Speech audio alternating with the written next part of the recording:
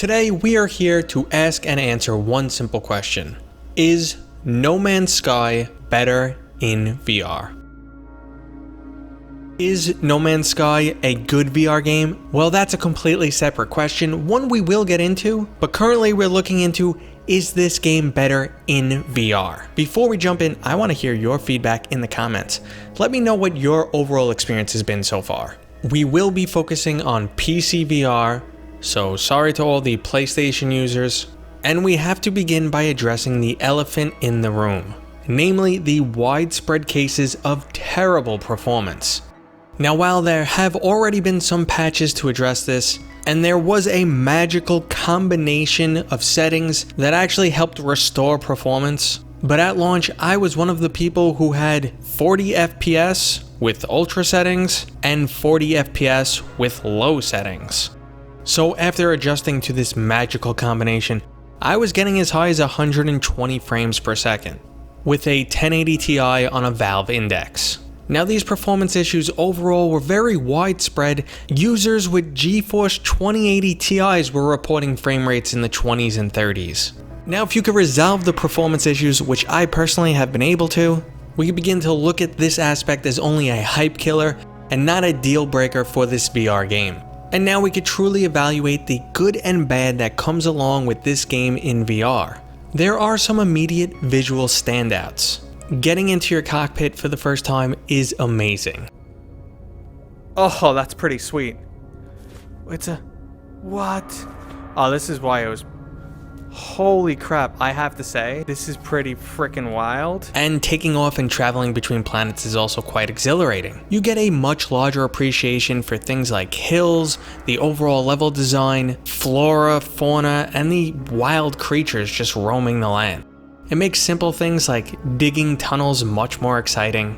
And there are some genuine wow moments while playing this game in VR. Unfortunately, some of the high-level detail that you may have seen on the flat screen version is just not there in VR. Initial impressions of the overall landscape actually aren't that great. Even on high settings, the world can appear muddied, and individual items tend to stand out much more than the world itself. Toxic planets may just feel like you're drifting through an endless green fog. On the flip side of this though, it does add to immersion. These oppressive visuals give you one more reason to get off one of these toxic planets. Oceans also take a really strange hit in this game and look particularly bad in VR. And when you're doing flybys over a planet, there's a lot of surface detail lost. So both graphics and graphic performance is really hit or miss in this game in VR.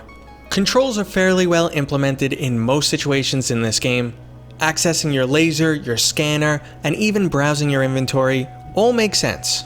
No Man's Sky was never this type of highly refined shooter, and the inventory can get a bit complex and overwhelming, but luckily VR doesn't add to that complexity. Unless of course you are talking about starship battles. Dogfights are significantly more difficult, until you really learn the mechanics of flying your ship in VR. The game actually moves more towards flight sim, and what was once a very easy battle is now much more difficult. Now, this can be frustrating to seasoned veterans of No Man's Sky, but the space controls do eventually begin to feel rewarding.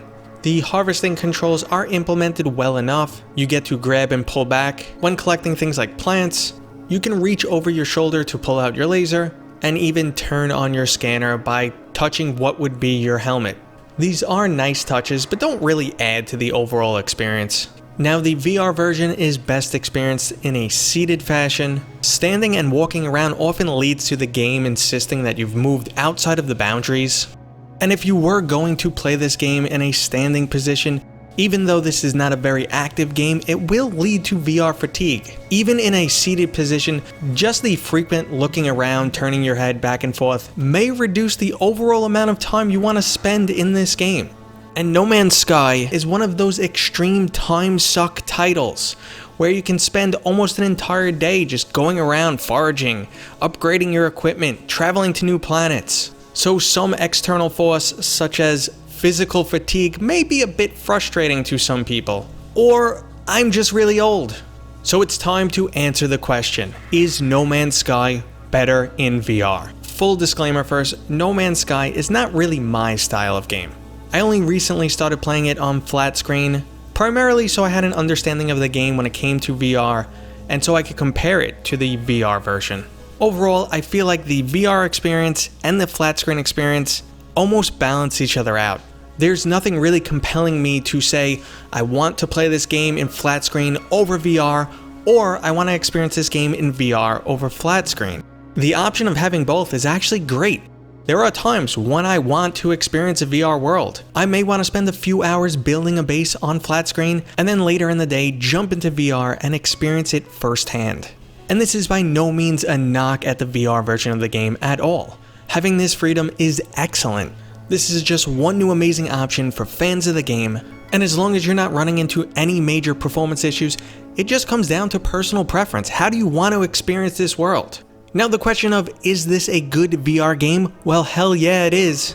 There is not a single VR game that brings this much to the table. One of the major complaints I hear about VR games time and time again is there's nothing I can play for a long amount of time. Well, here it is, guys. Here's the game for you. Feel free to jump in and spend 100 hours exploring the galaxy, crafting, and making sure to shoot every rock and plant you find.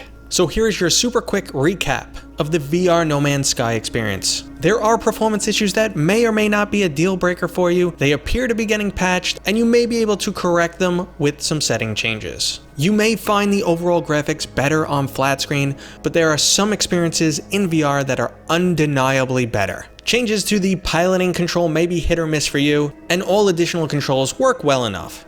And lastly, the question is, do you really want to sit around in a chair, turning your head back and forth all day long with a VR headset strapped to your head, or do you want to sit at your desk and play this game? Okay, there you have it, guys. I hope you enjoyed this video. If you did, big thumbs up to it. Leave your comments, let me know what your No Man's Sky experience was, and I will see you guys on next time.